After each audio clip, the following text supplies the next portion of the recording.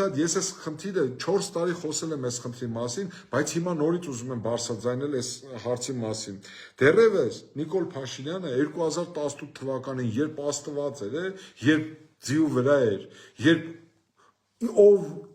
ինչ հանգամանքներում ինչ խոսում էր, մեր ժողովուրդը աստվածացնում էր։ 2018 թվականի արտահերթ խորհրդարանական ընտրությունների ժամանակ նույն Նիկոլ Փաշինյանը Արարատ համայնքում մեր բնակիչների հետ հանդիպան ընթացքում խոստանում էր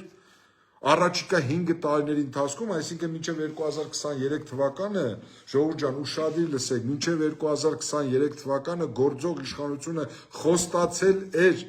Նիկոլ Փաշինյանի գլխավորությամբ մեր ժողովրդին, որ զինված ուժերի վրա հավելյալ ծախսելու է 2.5 միլիարդ ԱՄՆ դոլար։ Եվ այդ գումարը 2.5 միլիարդ ԱՄՆ դոլարը ըստ Նիկոլ Փաշինյանի պետք է վերադարձվեր Հայաստանից թալանածների գրպաններից։ Հարց է առաջանում։ Հիմա ձեր ցույց տված 29 միլիոն դրամին